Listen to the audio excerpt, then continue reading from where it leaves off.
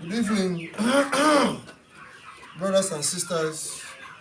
It's been a while we communicate last, and I have come back to the studio this evening to inform you of a greater thought towards the reconciliation of our culture with religious appraisal. I want to look into who we are discussing about Moses, the supposedly author of the first book, the first 5 books in the book of the Bible that we have here. Excuse me. Moses, in his quest, did not really brought a new religion to Israel. He told Israel that the God of their fathers, the God of Abraham, the God of Isaac, and the God of Jacob have sent him. And they expected, just as we studied previously, to see a kind of image. But there was no image presented to the children of Israel by Moses in the land of Egypt. And now, let us now take the commencement of the history of Israel. Does it really begin with Moses? The answer is no. By the peripheral thoughts of Moses and the teachings, we can understand that a religious substance have already been established before the coming of Moses. But just that, because of their activities in the land of Egypt, their religion was abandoned, of which they supposedly feel is nothing, or it means nothing, or is evil. Now return back to them with a prophet, just like today in the history of Biafra. The Biafra is the Israel. Now they have forgotten their religion. They have forgotten their culture, supposedly that it is evil. Now the same Moses have come back in my person to return this religion back to you, because the God of Abraham, the God of Isaac, and the God of Jacob have sent him back, as was the ancient time, to understand the readings of what the gospel is all about. Now we want someone to take a careful study of the 15th and the 16th book, the 15th and the 16th book of the Old Testament, which is Ezra and Nehemiah. These 2 books tells you or reveals to you the actual beginning of an era and a closure of another that concern Israel.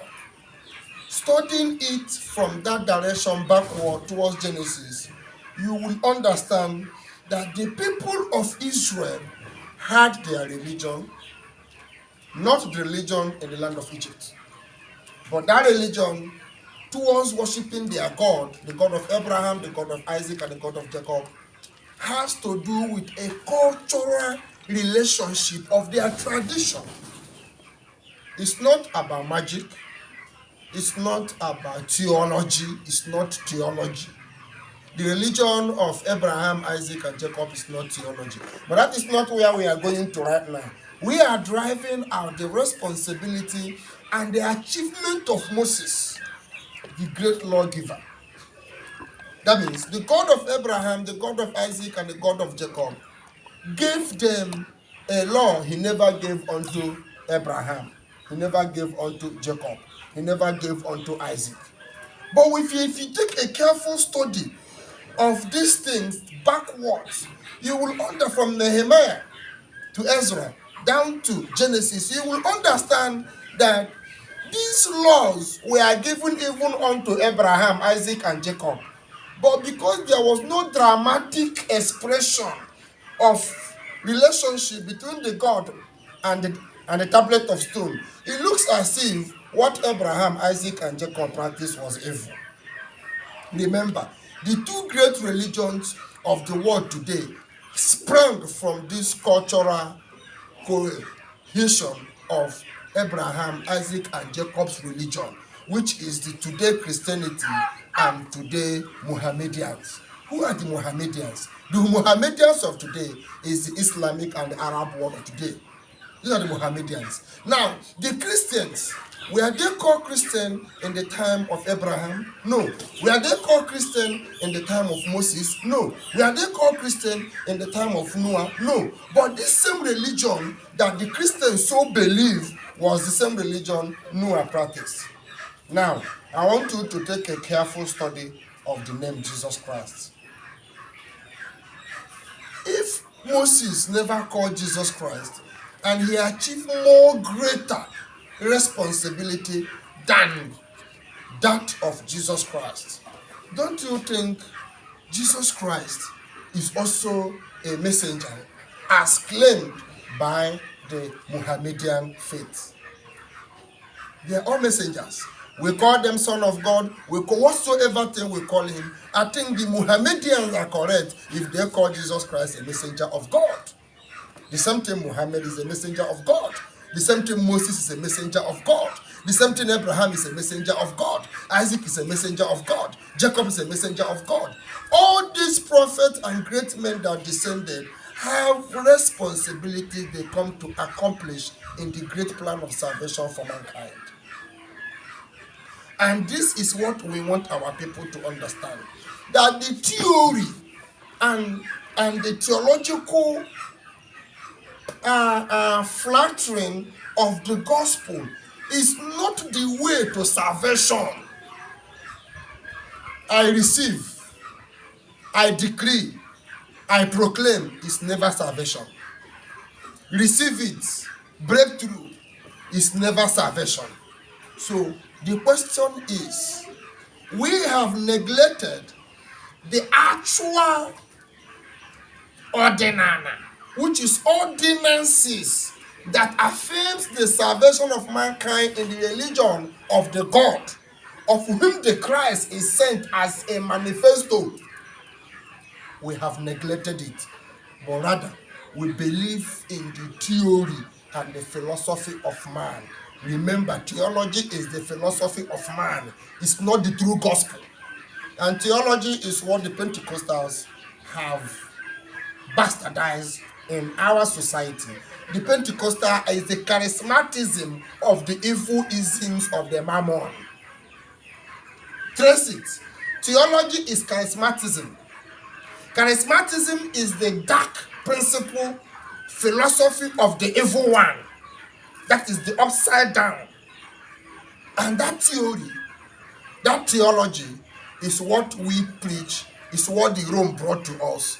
And that is the principles of the rulers of darkness in the high places. That is theology.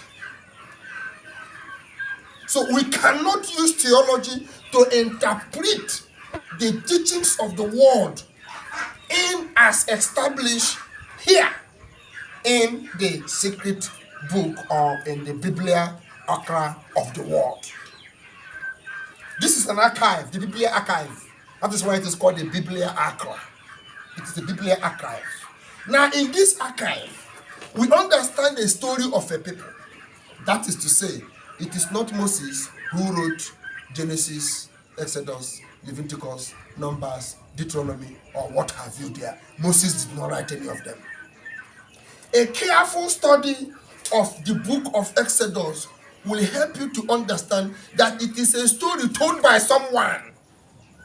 That is to say, the book of the Bible is nothing but an biography written by someone. That is to say, he might not get it correct. Because there are in so many places about the reign of kings that were repeated in a different number in this other chapter, and in the other chapter, it was repeated a different number. It looks as if they are lying. The king started reigning in 20 years here, and in the other place, the same king was 10 years old before he started reigning. In the other place, the same king was 25 years old before he started reigning. These are the complications in the scripture. But then, it is a biography of Israel. It is not the writings of Moses.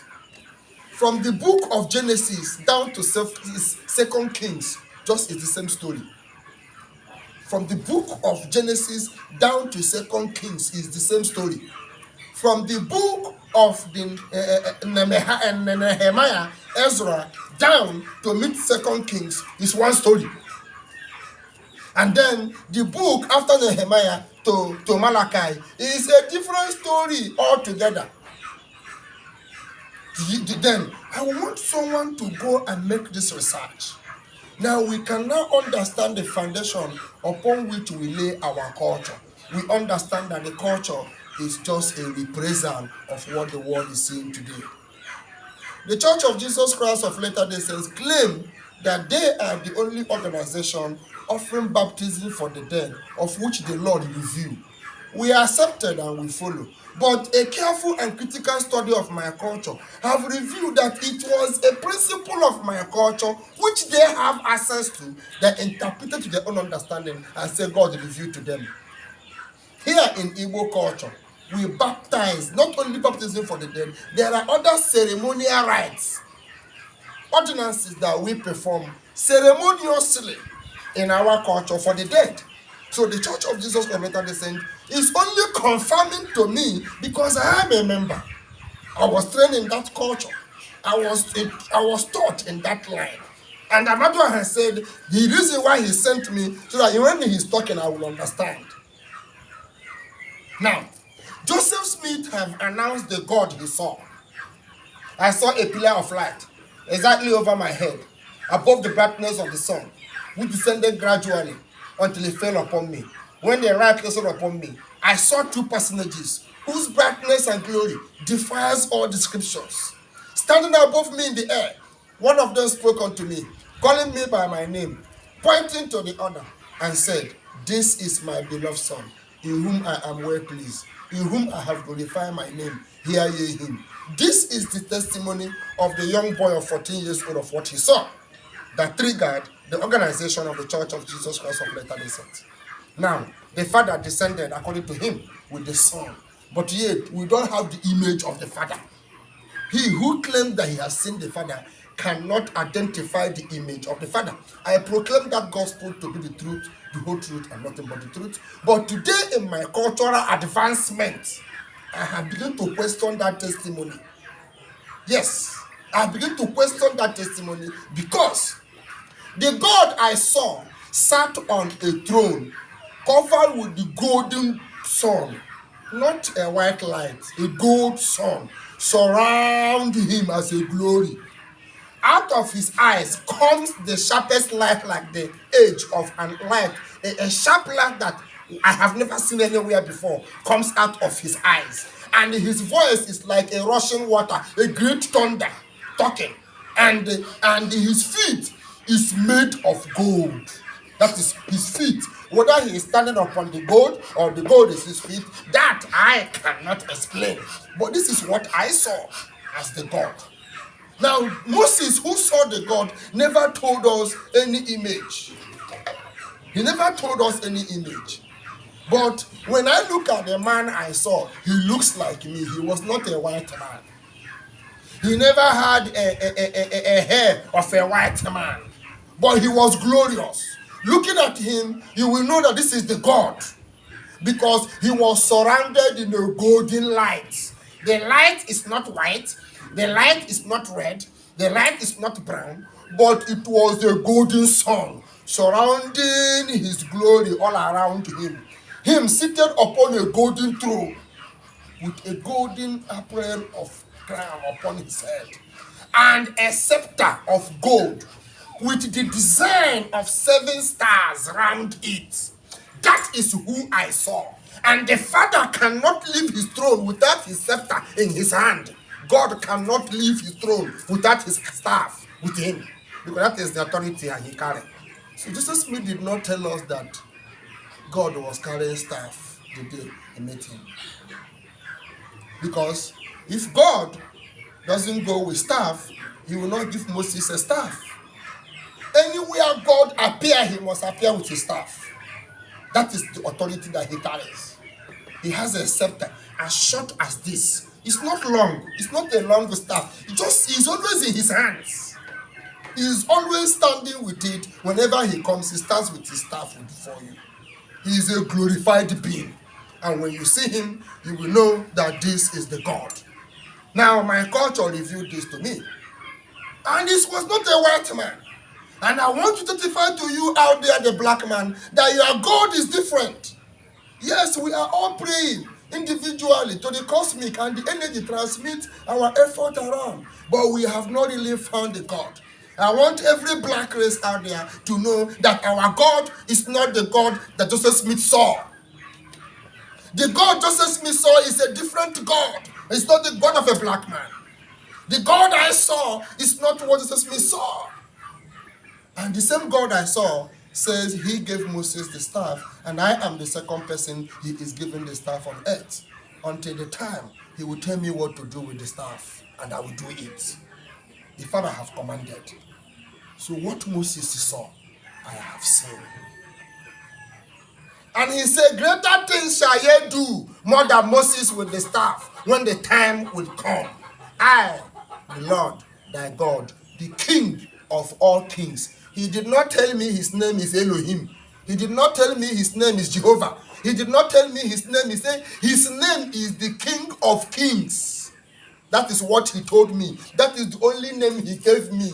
There is no other name. He said his name is the King of Kings. I should go to my Bible. That is him speaking there. So, is Joseph Smith's scripture a scam? Are we being scammed by the glory of our fathers, and we follow it sheepishly without verifications?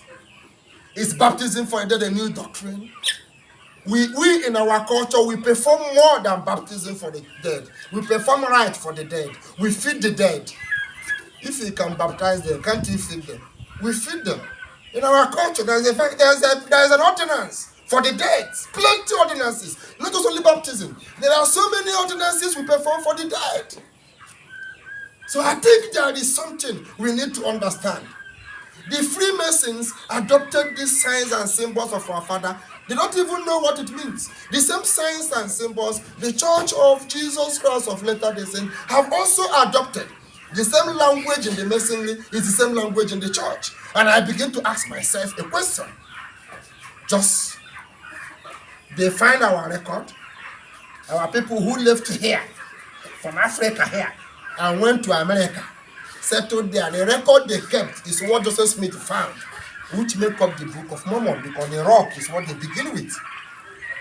Lehi, when he left Jerusalem during his time, he made a rock as an altar.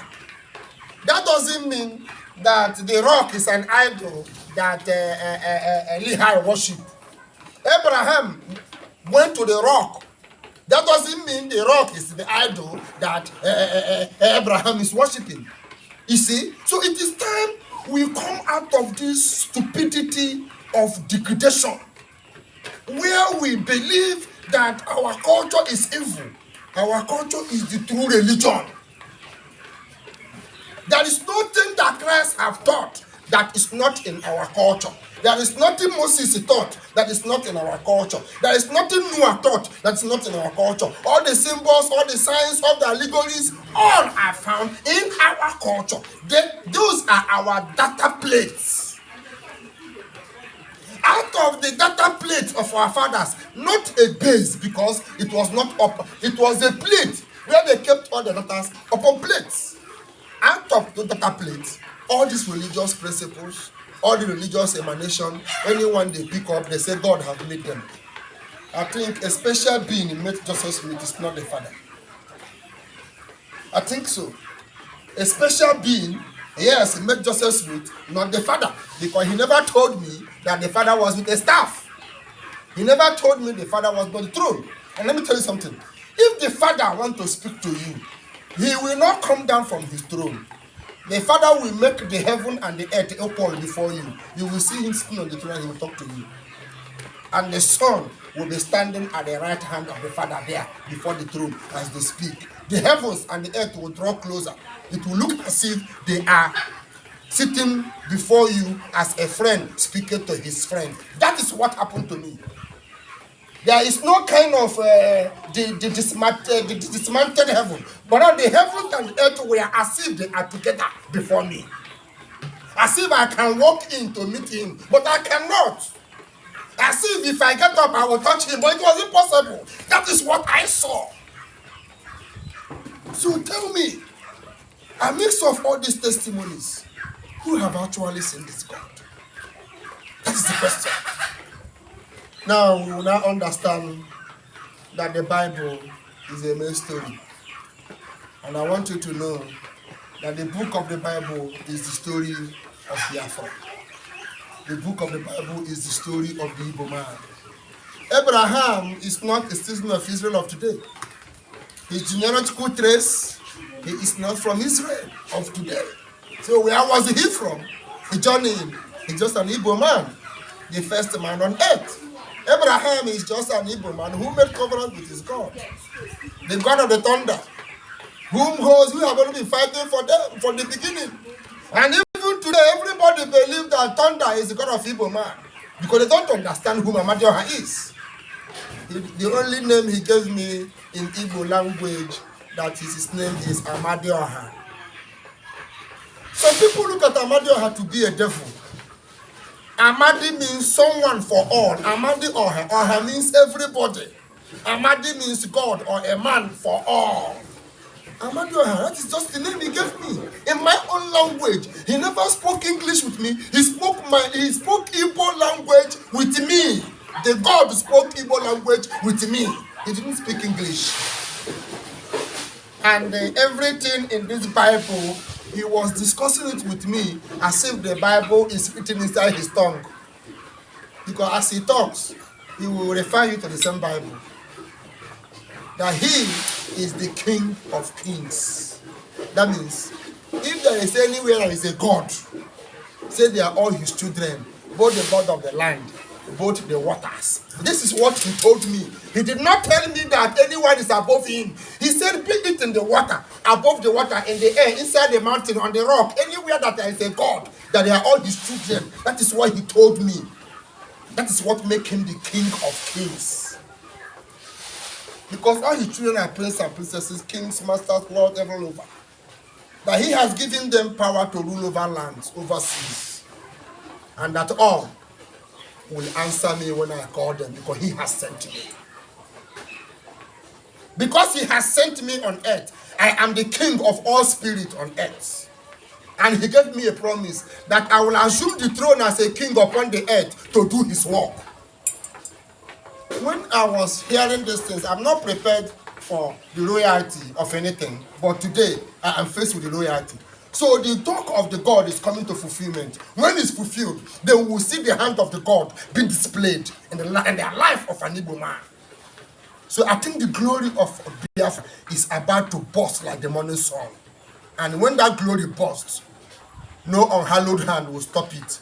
Mobs may combine, armies may assemble, colonies may defend. The bandits of the Islam may gather, but the truth about this message will go independently, nobly, until it has penetrated every kindred, tongue, and people. Until it has entered every city, every nation, until all have with their own self accepted and yield obedience.